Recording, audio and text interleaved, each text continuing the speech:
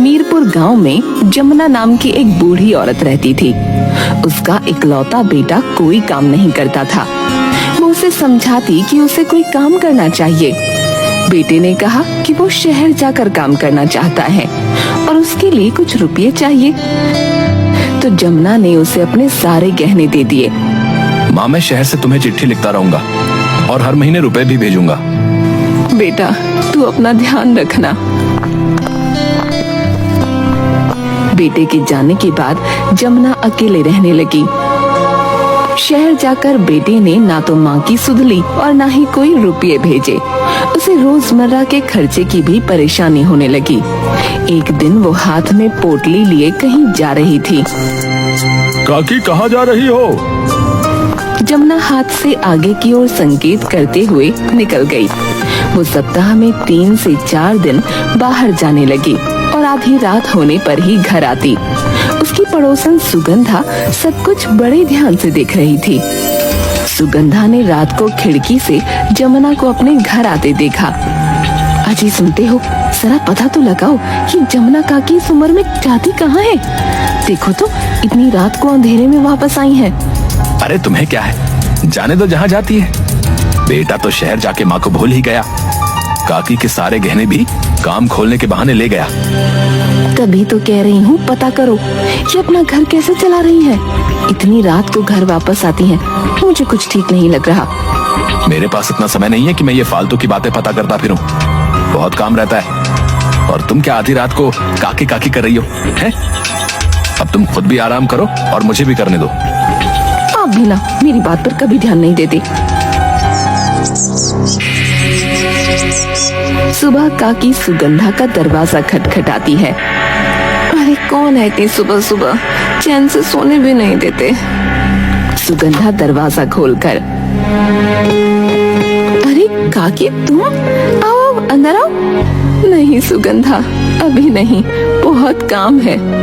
एक कटोरी देते हुए, ये ले हलवा, अभी अभी बनाया है, एकदम गर्मा गर्म है। तेरे बिट्टू को हलवा बहुत पसंद है ना, उसे खिला देना। आज कोई अनोखी बात है, आज मेरे राजा का जन्मदिन है। ओहो, आप भी ना काकी उस भगोड़े में अभी भी मन लगा के बैठी हो। बुढ़ापा खराब कर दिया उसने आपका। इस उम्र में जब इंसान अपने परिवार के साथ चैन से रहता है, वो सब कुछ लेके आपको अकेला छोड़ के भाग गया। मैं अपने बेटे से बहुत प्यार करती हूँ, वो जैसा भी है मेरा बेटा है। अच्छा काकी, तुम जाती कहाँ हो? ऐसा कौन सा काम है जो इतनी रात को घर आती हो? अब तू छोड़ दे ये बात, मैं चलती हूँ। हो ना हो, कुछ तो गड़बड़ है काकी। थोड़ी देर बाद बिट्टू की तबीयत खराब हो गई। वो उल्टियाँ करने लगा। तुमने आज इसे क्या खिला दिया? बेचारा कब से उल्टियाँ कर रहा है। मैंने तो इसे अभी तक कुछ खाने को नहीं दिया। काकी सुबह हलवा दे गई थी, बस वही तो खाने को दिया था। पापा, माँ, मैं मर रहा हूँ। नहीं बेटा, ऐसा नहीं कहते, अभी ठीक हो जाएगा। चल डॉक्टर के पास चल। सुबह तो अच्छा खासा था, पता नहीं किसकी नजर लग गई। आप इसे जल्दी डॉक्टर के पास ले जाइए, नहीं तो इसके शरीर में पानी की कमी हो जाएगी।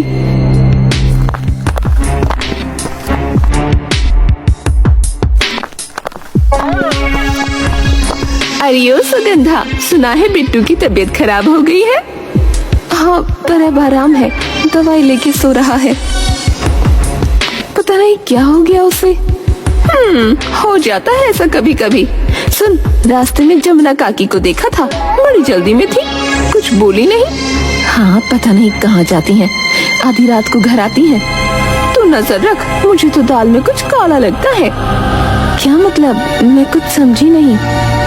मुझे लगता है ये काकी कोई तांत्रिक क्रिया कर रही है। आधी रात को हमारी बाहर जाने की हिम्मत नहीं होती और इन्हें बुढ़ापे में देखो। परसों रात तो काले कपड़े पहने पोटली लिए आ रही थी।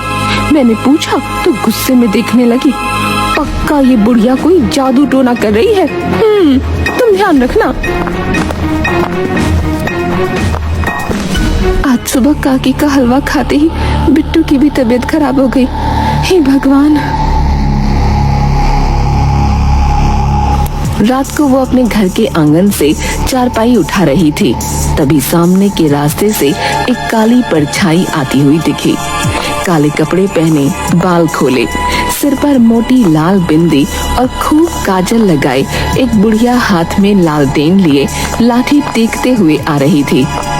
उसे देखकर सुगंधा डरकर अपने घर के अंदर भाग गई। हे भगवान, रक्षा कर, पता नहीं कौन सी बुरी आत्मा है।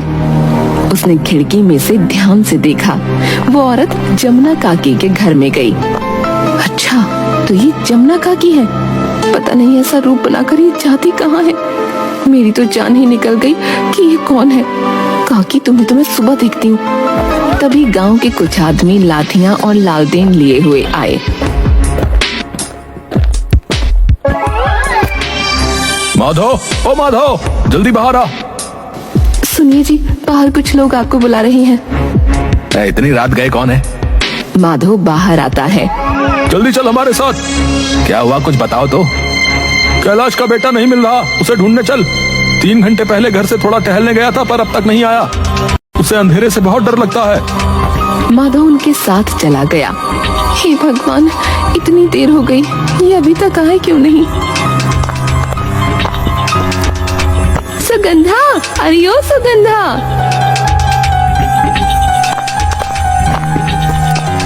सुगंधा बाहर आकर, अरे गौरी तुम? हाँ, मेरा जी घबरा रहा था, गांव के सारे आदमी अब तक नहीं आए।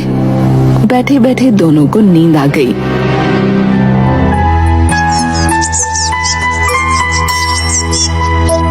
सुबह कैलाश और उसकी पत्नी के रोने की आवाज आई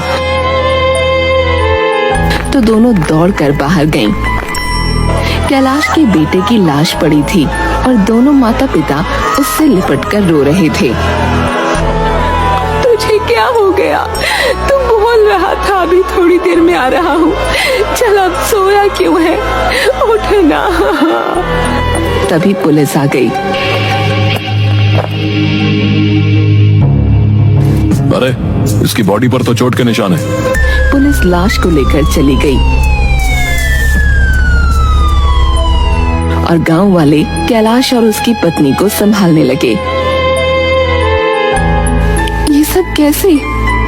हम पूरी रात ढूंढते रहे। सुबह थोड़ी रोशनी होने पर गांव की सड़क के किनारे झाड़ियों में मरा पड़ा मिला। मैं जानती हूँ ये काम किसने किया। किसने किया? जमुना काकी ने। मैं आप सबको बताती हूँ। कल रात को आप लोगों के जाने से पहले ये ही आई थी।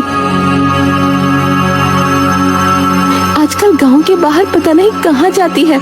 कल इन्हें देखकर तो मैं घबरा ही गई थी। रोज आधी रात गए ही वापस आती है। कल इनके आने के बाद ही आप लोग निकले थे और उसके बाद कोई बाहर से आया भी नहीं। मेरे बिट्टू के लिए सुबह हलवा देकर गई थी। उसे खाते ही लड़का उल्टियां करने लगा। हाँ, और इनका घर पता नहीं कैसे चल रहा है। इनका बेटा तो इन्हें भूल ही गया है। बुरा मत मानना, कई दिनों से शक तो मुझे भी था कि अजीब अजीब हरकतें कर रही है। शायद कोई तांत्रिक क्रिया। मुझे तो लगता है अपने बेटे को घर लाने के चक्कर में ये हमारे बच्चों की बलि दे रही है। कैलाश के लड़के को इसी ने मारा है। उस सड़क से यही आई थी रात को। ना ना, ऐसा ना बोलो। भगवान सबकी रक्षा करे। करो पंचायत और बाकी को बुलाकर साफ साफ पूछो। आज कैलाश का बेटा गया है, बहुत खतरा है, और उन्हें पुलिस के हवाले करो। शाम को एक आदमी काकी को बुलाने गया।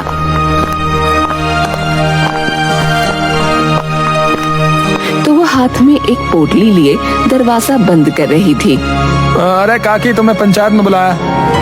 अभी मैं जरूरी काम से जा रही हूँ, बाद में आ जाऊंगी।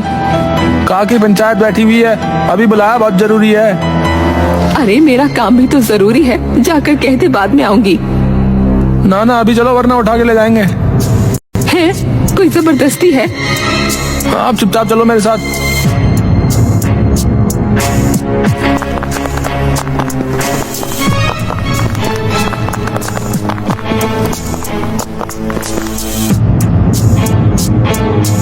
काकी पंचायत में आई। जमुना काकी, तुम आजकल कहाँ जाती हो? सुना है आधी रात को अकेले घर आती हो। मैं कहीं भी जाऊं, कभी भी आऊं, गांव को इससे क्या। पोटली में क्या है? कुछ नहीं। इसे खोल कर दिखाओ। ना ना, ये मेरी है, क्यों दिखाऊं। मुखिया के इशारे पर एक आदमी ने काकी से पोटली जबरदस्ती लेकर खोली।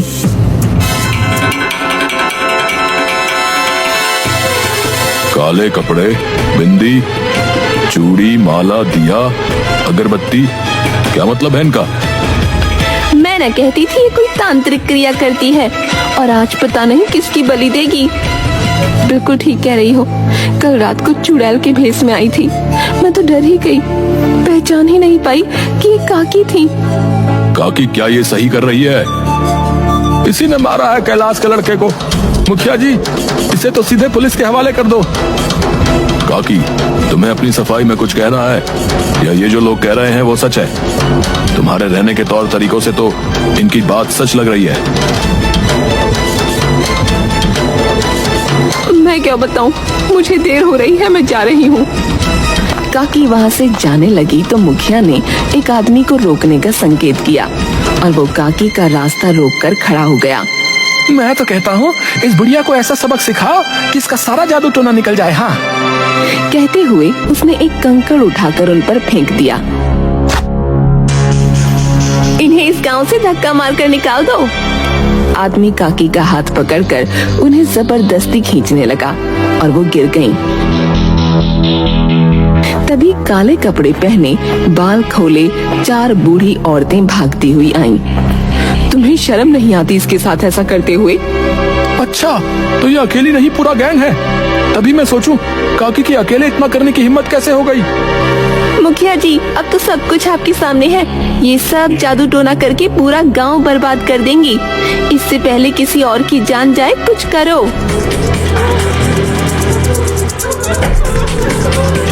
तुम लोगों ने कैलाश के लड़के को मारा है, सच सच बताओ, वरना ठीक नहीं होगा। ना ना मुखिया जी, हमने ऐसा कुछ नहीं किया। औलाद के जाने का दुख मुझसे ज्यादा कोई नहीं समझ सकता। तो सच क्या है, बताओ। तुम ये तांत्रिक क्रिया, जादू टोना क्यों करती हो? ये सब दूसरे गांव में रहती हैं। हम कोई जादू टोना नहीं करते, घर चलाने के लिए काम करते हैं कि इस उम्र में किसी के आगे हाथ न फैलाना पड़े। ऐसा कौन सा काम करती हो? बुढ़ापे में कोई काम नहीं मिलता तो हम रुदाली बन गए। अमीर लोगों के पास अपनों के मरने पर रोने का समय नहीं होता, जग दिखाई के लिए रुदाली बुला लेते हैं। हम सब वहाँ जाके मातम मनाती हैं, लाश के आगे दिया बाती करके खूब रोती हैं। किसी मरे हुए का मातम मनाने के लिए काले कपड़े पहन के ऐसा भेष बनाना हमारी मजबूरी है। मनहूस काम है तो छिप छिप कर रहे हैं ताकि किसी को पता न चल सके। वहाँ जाकर अपने हालात को याद कर लेते हैं तो रोना अपने आप आ जाता है। मातम आधी आधी रात तक चलता है, रोने के रुपये मिल जाते हैं तो घर चला रहे हैं। वापस आते हुए देर हो जाती है तो उसी भेष में सबसे छिपते हुए आती हूँ। आपको लगता है ये गलत काम है तो जो सजा देनी है दे दो। फिर तो कैलाश के लड़के को किसने मारा? पता नहीं क्या हो रहा है।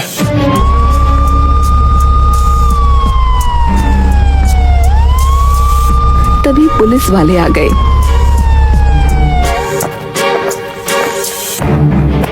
भाई सभी सुन लो, कैलाश के बेटे की हत्या किसी इंसान ने नहीं, जानवर ने की है। पोस्टमार्टम में उसके शरीर पर जो चोट के निशान पाए गए हैं वो एक बैल के सींग के हैं। बैल के? ये कैसे हो गया?